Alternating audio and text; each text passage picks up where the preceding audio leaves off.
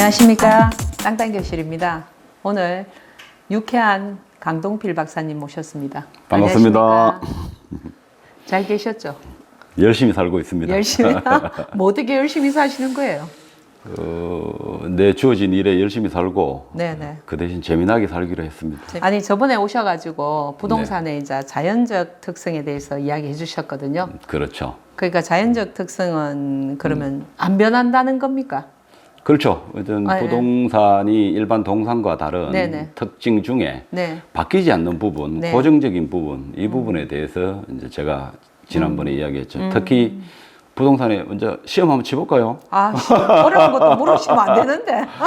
막 묻고 이러면 안 됩니다. 제가 부동산 활동을 할 때 네네. 가장 중요하게 여기는 게 뭐라 그랬습니까? 위치. 그렇죠. 네. 그게 이제 부동산 지리적 위치의 네. 고정성에 네. 의해서 그렇다. 이제 그래서 지금 여러분들이 하락기에도 그 네. 위치가 좋은 데는 지금 덜 떨어진다 그러더라고요. 그러니까 앞으로 네. 부동산 활동을 할 때 네, 네. 여러분들이 이제 가면 갈수록 더 좀 심화될 수 있는 게 네, 네. 모든 전문가들이 얘기하고 이제 이런 부분 중에 하나가 네네. 좋은 거는 좋아지고 안 좋은 거는 안 좋아질 수 있다. 그게 무슨 말이죠? 좋은 거는 좋아지고 우리가 우리 경제 네네. 활동을 함에 있어서 네네. 어떤 기본 중에 빈익빈 부익부라는 어떤 이런 부분이 나타나는 현상을 이렇게 이야기하고 그 자체에 대해서 네. 이게 뭐 좋은 것이냐 나쁜 것이냐 맞냐 안 맞냐 이런 걸 논하기 전에 나타나는 현상들이 그렇게 나타나는데 부동산 시장도 앞으로 그렇게 될 가능성이 크다. 혹시 이제 구체적인 그렇게 보는 예를 거예요. 하나 들어주시면. 쉽게 이야기해서 이제 네. 지금 다음에 혹시 기회가 되면은 네. 제가 이 얘기를 한번 할 기회가 있을 수 있습니다만은 네네. 우리가 부동산의 어떤 가격, 가치 부분에 대해서 발생 요인과 어떤 형성 요인이 있는데 네. 그 발생 요인 중에 네. 어떠한 부분에 의해서 가격이 발생될까? 이제 이런 부분이 있는데요. 그 중에 하나가 가격이 우리 정하기가 쉽지가 않잖아요. 뭐 공산물처럼 딱 예. 정해져가 있는 게 아니니까. 그래서 이제 지금 부동산의 자연적 특성 여러 네네. 가지 이런 부분을 네네. 기초적인 부분을 이제 공부를 하고 다음에 이야기할 거자 하는데 네네. 그 가격 발생 요인 중에 이제 이런 게 있습니다. 우리 고여사님 서울에 가면 어디 살고 싶죠? 서울에요. 강남. 예. 근데 다 네. 아마 똑같을 겁니다. 네네. 예. 맞습니다. 그게 이제 저희들 전문용어로 하면 구매의 의사는 강남에 하고 싶다라는 게 있어요. 근데 왜 못 사죠? 돈이 없어서. 그렇죠. 이제 지불 능력이 되냐 안 되냐 이제 네네. 이런 부분입니다. 그래서 이제 강남 같은 경우에는 대한민국 모든 사람들이 살고 싶어 하는 일종의 로망이죠. 희망하는 지역이죠. 예, 저는 뭐 네. 살아보지도 않았고 저도 가면 네. 답답할 겁니다만은 어쨌든 네네. 부동산 투자적 입장에서 보면은 네네. 많은 부분이 수요가 넘쳐난다는 얘기죠. 그런데 대부분 안 되는 게 지불 능력의 문제가 되는 거죠. 그렇죠. 그래서 이제 각 지역마다 지난번에도 지리적 위치의 고정성에 의해서 그 지역이 가지고 있는 고유한 특성, 지역성에 의해서 분석이 필요하다라고 말씀을 드렸고, 그 지역성에 의해서 그 지역별로 네네. 우리 대한민국 전체로 보면은 이제 강남이지만은 네. 우리가 지금 살고 있는 이 대구 시장에 있어서 네네. 이제 따진다면은 네. 대구에서는 어디가 서울의 강남일까? 이제 이런 부분에 의해서 현재로는 뭐 범어동 아닙니까? 그렇죠. 같은 네. 범어등도 약간은 또 다릅니다. 아. 실질적으로. 네. 네. 그 대구 사람들 이 여러 가지 이제 다음에 하는데 어떤 여러 사회적 요인 중에서 네. 학부모들의 선호도 특히 대구는 교육력이 높으니까 네, 어느 네. 지역에 살 건지 이제 이런 부분을 나중에 이제 분석을 한번 할 건데 네. 이제 그렇게 선호하는 지역은 점점 가격이 떨어지더라도 하락기에도 좀 소폭으로 떨어질 것이고 이제 좀 외람됩니다만은 외곽에부터 서희 이제 수요성이 줄어드는 데는 네네. 변두리 가격 같은 데는. 낙폭이 더 다른 지역보다도 더 커질 것이다. 오를 이제 때도 좀 덜 오르는 게 있더라고요. 그렇죠. 네. 예, 이제 그런 게 있기 때문에 네네. 우리가 이제 빈익빈 부익부가 이게 옳고 그름을 떠나서 우리 사회 이 자본주의 경제에서 나타나는 현상이기 때문에 네. 우리 부동산 활동을 하실 분들은 이 부분도 좀 생각을 하셔야 된다. 이제 그렇게 말씀드리고 싶습니다. 오늘은 뭐 인문적 특성에 대해서 강의하신다고. 야, 예. 인문적 특성이 뭡니까? 뭐 부동산을 어떻게 인문적으로 풀어나가시겠다는 그렇죠. 거죠? 예. 이제 옛날 이야기를 하나 해보면 이런 네. 거죠. 우리가 지금 강의하는 이 장소도 지금은 이렇게 스튜디오가 꾸며져 있고 네.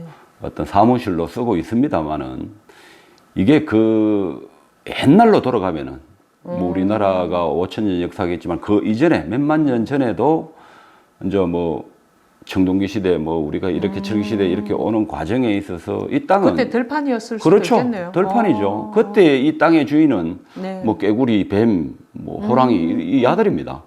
근데 이제 인간이 이제 산에나 들이나 어떤 나타나는 여러 가지 어떤 자연의 열매들 이제 그런 걸 따먹다가 농사를 짓기 시작하는 거죠. 네. 그러면 이제 농사를 짓기 시작하면은 그 벌판일 경우, 이제 그리고 임야일 경우 이런 부분이 서서히 농경지로 바뀌는 거죠. 네. 그래서 이제 어떤 부족 국가에서 점점 이제 나라가 갖추어지기 시작하면 이제 땅 따먹기가 시작되는 거죠. 이제 그렇게 있다가 우리나라가 이제 뭐 해방이 독립을 하고 6.25 전쟁이 있고 나서 이제 산업화 네. 대로 가면서 이제 도시가 확장이 되죠. 그러면 이제 이 땅이 점점 용도도 다양하게 바뀌어가는 과정에 있는 거죠. 미래에 이 땅이 어떻게 이용될지는 또 아무도 모르는 겁니다. 이게 보다 맞겠네요. 이용 상황이 보다 가치가 높은 최유효 이용으로 바뀌어가는 과정에 있는데 이거는 부동산이 가지고 있는 고유한 특성, 자연적 특성, 변하지 않는 경직된, 고정된 이런 특징을 가지고 있는 자연적 특성에 비해서 이 땅들이 이러한 인간의 어떤 사회성에 의해서 점점 바뀌고 있다는 게 변화하는 과정에 있다는 얘기입니다. 그러면 어떤 용도가 바뀐다는 겁니까? 그렇죠. 이제 지난번에 이제 자연적 특성을 공부를 했으니까 이제는 네. 인문적 특성이 저희들은 이제 책에 나오는 이야기가 한 세 네. 가지가 되는데요. 네네. 그 첫 번째가 용도의 다양성. 이 바뀐다는 얘기죠. 그리고 두 번째는 합병 분할의 가능성. 그리고 우리 이 부동산뿐만 아니고 이 부동산을 싸고 있는 여러 가지 인문적, 사회, 경제, 행정적인 이런 요인이 끊임없이 변하는 가변성을 갖고 있다. 부동산 그래서 이제 사고가. 점점 어려워집니다, 사실은. 네. 이제 부동산이 공부할 게 양이 이제 점점 늘어나는데, 네. 즉, 인문적 특성 중에 용도의 다양성이라고 있습니다. 이 네. 부분은 이제 지리적 위치의 고정성이나 부정성이나 영속성이나 이런 자연적 특성은 고정적이고 경직적인데 변하지 잘 않습니다. 네네. 그렇지만 이제 그렇게 되면은 이 세상에 재미가 없어요. 이제 사람을 만남으로 인해서 이 부동산은 끊임없이 그 용도라든지 그 주위 환경이 변하고 있다라는 사실이 중요한 겁니다. 사람이 개발을 하니까 그렇죠. 이제 땅 자기 혼자는 못 움직이고 사람이 이제 그렇죠. 어떤 그래서 그 이제 자기 용도의 다양성 중에 우리가 일반적으로 용도 부분에 대해서 이야기하면은 뭐 다양하게 씁니다. 네. 그 지대라는 단어도 쓰고요. 지대는 이런 거죠. 주거지대, 상업지대, 공업지대, 녹지지대, 뭐 네네. 농경지대, 임야지대 이렇게 나누어지는 거죠. 사실은 이러한 부분은 자기 땅이라도 네. 주인이 그렇게 이용하고 싶지 않지만은 우리나라는 어떤 관련 법률이나 이런 거에 의해서 그렇게 국가가 사용할 이제 수 정하는 거죠. 그거는 그렇죠. 이제 그게 국가만 정하는 게 아니고 네네. 국가는 큰 가이드라인만 정하고 나머지 그 땅에 대해서 어떻게 이용되고자 하는 것은 소유자가 어떤 개발 행위라든지 이런 걸 통해서 바뀔 수 있다.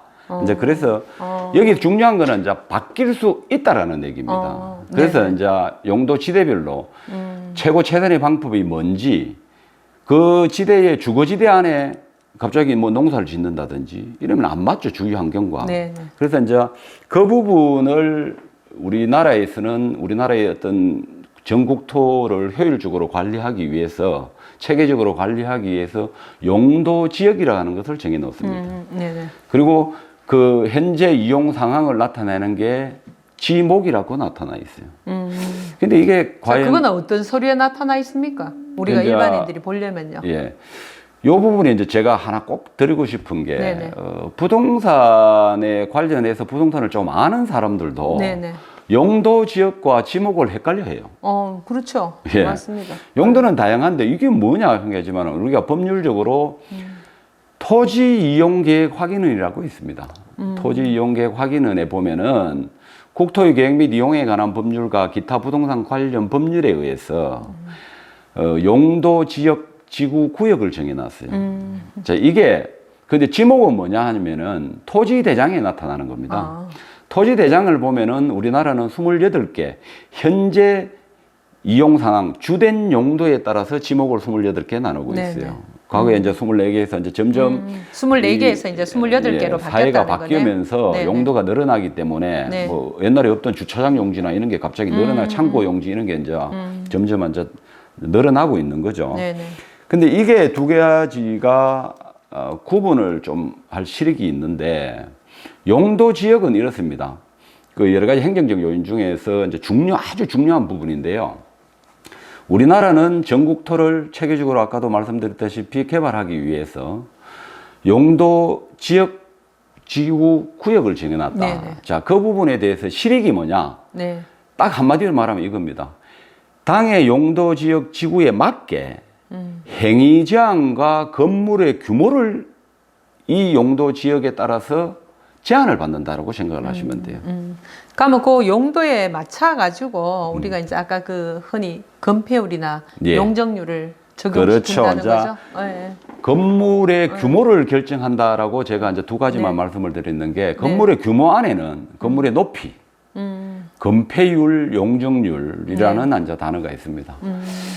이제 이게 좀 어려워질 수가 있는데 간단하게 말씀드리면은 네. 이런 겁니다. 건폐율은 여러분들 지금 나타나 있는 우리 주변에 나타나 있는 네. 현상이 행정적의 어떤 범위 내에서 다 이용하고 있다는 사실을 좀 먼저 이해를 하시고 들어가시면 돼요. 자, 시내에 우리 가보면은 역 건물과 역 건물이 붙어 있죠. 네, 거의 붙어 있죠. 예. 근데 주거 지역에 들어오면은 마당이 조금 있습니다. 그래도. 네네. 네. 예. 그리고 저 푸른 초원 위에 녹지 지역에 가면은 마당이 넓어요. 맞습니다. 예. 그게 내 땅 위에 건물을 지을 수 있는 율.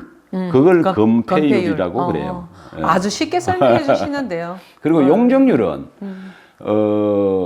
이 내 건물 어떤 대지의 면적분에 네. 각 층 바닥 면적의 합, 이제 어렵죠. 그래서 이제 각 층마다에 발생할 수 있는 1층에는 뭐 몇 평, 2층 몇 평, 이 합을 이제 용적률로 해서 이제 표시되는 건데 실질적으로 이 부분이 최근에 이제 과거에는 별로 중요치 않게 사람들이 다 생각을 했는데 최근에 이제 각 주거 지역마다 1종, 2종, 3종 주거 네네. 지역 이렇게 들어보셨죠? 네네. 거기에 따라서 건물에 그 아파트를 지으면은 건축을 몇 평을 분양할 수 있는 면적이 달라진다는 얘기입니다. 여기에 따라서. 맞습니다. 사실은 땅값이 이제 옛날보다 비싸지니까 문제가 되는 거죠. 예, 그죠? 지금 뭐 네. 왔다 갔다 하기 때문에 네. 제가 이게 참 안타까운 현상이 하나만 말씀드리면은 대구가 지금 용적률. 아파트가 과잉 공급되었죠. 네네. 그렇죠. 사실은 이게 이제 대구시에서도 좀 관리를 했어야 되는 부분입니다. 근데 지금 나타나 있는 허가를 현상이 많이 내줘놨다 이거죠. 전국토에도 우리나라 뭐 서울, 부산 뭐 이렇게도 많이 났습니다만 허가가, 네네. 건축 허가가. 네. 대구에 왜 유독 많이 났을까 이제 이런 부분이 생기는 거죠. 근데 아까 제가 했지만은 항상 이런 부분은 각 지역별로 지역성에 의해서 그 지역을 분석을 하라고 말씀을 드렸는데 대구에 작년에 무슨 일이 있었냐 하면요. 네네. 상업 지역에 방금 말씀드린 아파트를 지을 때 용적률을 700~800%에서 400% 제한한다는 얘기가 있었어요. 그럼 거의 반으로 높이를 이제 아니요. 많이 올릴 수 있는 거를 분양할 수 올리는- 있는 면적이 줄어든다는 예, 얘기죠. 그렇죠. 예. 땅은 동일한 땅인데 예. 분양할 수 있는 면적이 줄어든다는 얘기죠. 자, 그러면은 아파트를 짓고자 하는 사업 시행자들은 어떻게 해야 돼요? 좀 작년 파이죠. 예. 연말을 지나야 됩니까? 아니면은 지나기 전에 건축 허가를 받아야 됩니까? 지나기 전에 이제 허가를 받아야 되죠. 그게 예. 나타나는 현상이 안타깝게도 제가 봤을 때는 한몫을 했다. 음. 저 왜? 그러면 그 구체적인 근거가 뭐냐라고 이야기를 하겠죠. 네네. 대구에 지금 아파트 공급이 굉장히 많은 데가 딱 거의 뭐 동구는 과거에 이제 도심 재생에 의해서 일부 많이 했고 네네. 그 다음에 나타나는 게 이 도심 지역에 두 군데 나타나요. 대구역에서 속칭 자갈마당까지 중구. 중구 그쪽이 네네. 상업지역입니다. 어. 그리고 죽전 내거리에서 볼리 내거리 사이. 그것도 상업지역이죠. 네. 그러니까 그 사람들은 땅을 매입을 하는 과정에 있어서 네네. 야 조금 있으면 온전발 지나가면은 이게 400%로 준대. 700, 800%였어. 그럼 어떻게 해야 돼요? 빨리 사가지고 빨리 사업성 계획 승인을 받아서 건축허가를 받아야 되는 겁니다. 그러니까 한복에 막 쏟아진 거예요. 그냥 안타까운 거죠, 사실은. 네. 그 우리가 이제 그냥 뭐 과잉 공급되었구나 라는 것만 알고 있지. 원인이 이제 그러고 그 원인이 용적률 조금 완화하는 것 때문에 용도 지역에 따라서 문제가 있었네요. 상업 지역의 용적률이 조정이 된다는 게 네네. 있으니까 그 부분에 대해서 이제 사업 시행자들이 급하게 서두른 거죠. 진짜 뭐 그거는 뭐 안타깝지만은 네. 그 부분이 나타나는 현상이었고요. 그래서 이 용도 지역이 사실은 굉장히 중요합니다. 네. 건폐율 용적률을 제가 말씀드리다가 이제 이렇게 나왔습니다만은 자, 그래서 이제 각층 이 건물의 높이도 어떤 용도 지역에 따라서 이제 뭐 일정 주거 지역은 4층까지만 짓고 이종 주거 지역은 7층인데 사업계획 승인을 받았든지 아파트를 짓는다 그러면은 뭐 20층 뭐 이렇게 지었습니다만은 평균 층수도 뭐 이렇게 짓습니다만은 그거보다도 이제 용적률이 우리가 시내나 아니면 주거지대 이렇게 지나가다 보면요. 아파트 막 40층, 50층 가까이 짓는 것도 있죠. 네, 맞아요. 그러면은 52층 그 그렇죠. 용도 지역, 이제 그걸로 공부를 잘 했는가 한번 네네. 여쭤보겠습니다. 네네. 그 지역은 용도 지역이 뭐겠어요? 상업지역요. 그렇죠. 네. 이제 이렇게 용도 지역은 조금만 이야기하면 있는 거죠. 그 행위지향과 건물의 규모를 결정한다. 꼭 필요한 게 우리나라는 4가지. 이제 속속들이 들어가면 많습니다만은 자꾸 질문을 하시길래 왔다 갔다 합니다만은 도시지역과 관리지역 네. 그리고 자연환경보전지역, 녹지지역으로 나눈다. 농림지역으로 나눈다. 도시지역 안에서는 이제 주거지역, 네. 상업지역, 공업지역, 녹지지역 이렇게 네. 나누고요. 네네. 이 관리지역도 이제 이게 뭐 준도시지역이나 준농림지역 이게 통폐합돼서 네. 이제 이렇게 합니다만은 어떤 계획관리, 네. 보전관리, 생산관리, 뭐 자연녹지도 이렇게 여러 파트로 나누어요. 그거는 이제 다음 기회에 구체적으로 한번 기회가 있으면 이야기하기로 하고 네. 어떤 형태로든 용도지역, 토지이용계획 확인서에 나타나 있는 용도지역은 왜 중요하냐? 그 부분의 건물의 규모를 결정하는 결정적인 요인이다. 또 하나 꼭 이야기하고 싶은 건 건물의 행위 제한입니다. 자연 녹지에는 아파트를 지을 수가 없어요. 네네, 맞아요. 그렇죠. 네네. 그렇지만 이제 주거지역이나 이런 부분, 공업지역에도 아파트를 지을 수 없어요. 맞죠. 예. 맞아요. 이제 네. 그런 부분이 있기 때문에 우리가 상업지역에 시내에 가면은 대부분 어떤 근린생활시설보다도 용주점이나 이런 것도 술집도 많고 이제 이렇습니다. 건물도 다다닥 붙어 있고 그게 이 용도 지역에 따라서 다른 거죠. 그래서 이제 우리 주거 지역의 내에 유흥주점이나 이런 부분이 들어올 수 없는 부분이에요. 또 쾌적한 주거 환경을 확보하기 위해서 나타나는 거기 때문에 어떻게 보면 그 용도별로 주거용으로 쓰느냐 아니면 그렇죠. 상업용으로 쓰느냐 그렇죠. 공업용 이런 식으로 분류해놨다는 게 결국에 그렇죠. 용도의 그 우리나라 특성인 거죠. 전체적으로 네. 용도 지역에 의해서 행위제한과 건물의 규모는 제한받고 있다. 네. 비록 이제 소유권이 내 개인에 갖고 있지만은 네. 어떤 이용 상황이나 건물의 규모나 이런 부분은 제한을 받을 수 있다 하는 게 이제 용도 지역을 여러분들이 공부할 때 토지 이용 계획 확인서를 볼 때 반드시 꼭 살펴봐야 된다. 그 말씀만 드리겠습니다. 네네. 지목은 이렇습니다. 책에는 이렇게 나오죠. 주된 용도에 따라서 우리나라는 28개 지목으로 나눈다. 이제 네. 이렇게 되죠. 우리가 아파트나 단독주택, 또 오피스 빌딩 이런 거는 이제 지목을 대하죠. 예. 대지하는 거는 건축 용어고 지목은 대입니다. 네. 간혹 시험에 나옵니다. 중개사 시험에 네네. 대지가 맞느냐, 뭐 대가 맞느냐 이제 이런 네네. 게 나오는데. 그 이제 이 부분에 대해서 이제 많이 사람들이 헷갈려하는 대표적인 게 제가 역으로 질문 하나 드려볼게요. 네네. 이런 겁니다. 네. 농림지역 안에 지목대와 네. 주거지역 안에 지목 농경지와 임야 중에 어느 것이 더 좋죠? 좋다기 표현하기는 좀 그렇습니다. 농림지역 안에 대지하고 예. 주거지역 안에 예. 대지하고 아니 주거지역 안에 전답 아니면 농경지 임야 이런 거 하고 주거지역 게 좋죠. 네. 이게 이제 간혹 사람들은 농림 지역의 지목이 되니까 네. 거기에 공장 지을 수 있지 않느냐라고 질문하는 사람이 있어요. 네네. 아까 말씀드렸다시피 행위 제한에 의해서 농림 지역은 공장이 못 들어가요. 어떤 그 농산물 관련 가공 공장은 들어갈 수가 있는데 네네. 일반적인 우리가 볼 수 있는 공장은 들어가지 못합니다. 농림 지역 안에요. 예. 네네. 그래서 이제 주거 지역 안에 전 답은 네네. 지금 현재의 주된 이용 상황은 농경지지만은 네네. 이 지목을 바꿀 수가 있어요. 그래서 용도의 다양성이 나오는 겁니다. 이게 실질적으로 그 주위 환경을 또 잘 봐야 되는 게 이제 지난번에 지리적 그 위치의 지목을 고정성에 바꾸면 또 그게 또 돈으로 올라가잖아요. 그렇죠. 이제 그죠? 여러분들이 앞으로 이제 부동산을 볼 때 네네.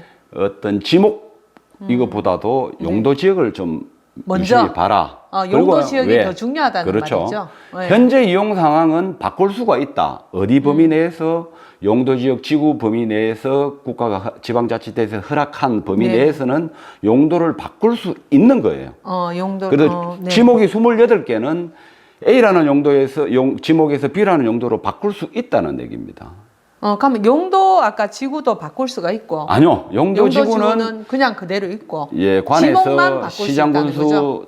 시장이 이제 바꾸는 거고요. 네네. 그 도시 관리 그 계획에 대신 각 의해서 지목은 우리가 개인이 노력에 의해서 바꿀 그렇죠. 수가 있는 거죠. 용도 지역은 도시 관리 계획에 엄격하게 절차에 의해서 바뀌는 거고요. 네. 지목은 그 용도 지역 범위 내에서 허락하는 범위 내에서 개인의 소유권의 청원에 의해서 개인의 필요에 의해서 바뀔 수 있다라는 것을 여러분들이 아셔야 되고 네. 이제 이 부분은 이제 우리가 생각해야 될 게 앞으로 여러분들이 부동산을 할 때 투자를 하시든 뭐를 볼 때 네네. 항상 그 주위 환경을 봐라. 주위 환경을 보시고 그리고 앞으로 그 주위 환경이나 이런 걸 봤을 때 그 추이를 봐라. 이제 이렇게 얘기를 하고 싶습니다. 현재 농경지로 쓰든 단독주택으로 쓰든 공장용지로 쓰든 그것도 현재 상황도 중요하지만은 네네. 앞으로 이 앞으로. 용도가 어떻게 이용될 것인지에 대해서 이제 봐야 네. 된다는 얘기예요. 그래서 이제 지금 뭐 시골에 이게 참 재미나는 이야기가 이제 왔다 갔다 해서 죄송합니다만은 우리나라는요 이게 그 문전 옥답은 장남인데 많이 물려줬어요. 네, 뭐 맞습니다. 조상답이다 했어. 네. 근데 안타깝게도 네. 땅을 많이 받은 문전 옥답은 농림지역이에요. 개발하지 못하는 땅이라는 얘기죠. 근데 둘째, 셋째는 너희들은 뭐 저 자갈밭 뭐 임야 적는 게 해라 하고 줬는데 그게 개발이 가능한 땅이에요. 그래서 참 아이러니합니다, 사실은.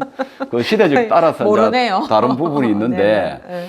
그래서 우리 도심 근교, 뭐 대구로 따지면 경산이나 이 주변에 보면은 영천이나 이렇게 이제 농경지대에서 갑자기 어떤 공장용으로 바뀌는 겁니다. 네네. 그거는 국가가 바뀌어지는 게 아니고 개인이 필요에 의해서 자 시장 군수인데 가서 나는 이 땅을 공장용지로 바꾸고 싶다. 그러면 이제 설계라든지 건축행위라든지 여러 가지 어떤 개발행위 허가를 받아야 돼요. 네네. 뭐 굉장히 이것도 이제 어떤 전문가의 영역이기 때문에 어떤 토목이나 어떤 건축사들하고 상의를 해서 하면 됩니다. 그래서 지금 상황에서 최선의 방법으로 바꿀 수 있다는 얘기예요. 지목은 바꿀 수 있다는 그렇죠. 거죠. 용도 지구는 자기가 못 바꾸고 국가에서 국가나 지자체가 바꾸는 지방자치단체에서 거죠. 시장 군수 대구로 따지면은 구청장은 아닙니다 여기에서. 네네. 그래서 경상북도 도지사와 네. 대구광역시 이건 여답입니다만은 어느 부분이 파워가 셀까? 근데 사실은 광역시장님은 도시관리계획에 의해서 용도지역을 바꿀 수 있는 권한이 있습니다. 근데 도지사는 없습니다. 시장 군수가 있습니다. 그러니까 구청장님은 단체 장이니까. 네, 그죠? 구청장은 없고 네네. 대구광역시장은 있고 그렇기 때문에 광역시장이 되면은 여러 가지 해볼만 하겠죠. 네. 지도를 새로 만드는 거니까. 땅에 그러니까 어떻게 보면 땅의 운명인 거죠. 용도, 지구 뭐 이런 게 그죠? 그렇죠. 주인 잘 땅- 만나야 되고 이제 예, 그런 겁니다. 그러니까 예. 그 운명을 뭐 자기 스스로 어떤 사람은 또 개척할 수도 있는 게 있고 예. 그다음 어떤 거는 자기 스스로 할 수도 없는 게 있듯이 땅이나 건물 단독주택이나 뭐 자그마한 상가 사실 때 반드시 오늘 우리 강 박사님 이야기하신 거 잘 숙지하셔가지고 해가 좋은 투자처 되시길 바랍니다. 자, 오늘은 여기까지 하겠습니다. 감사합니다.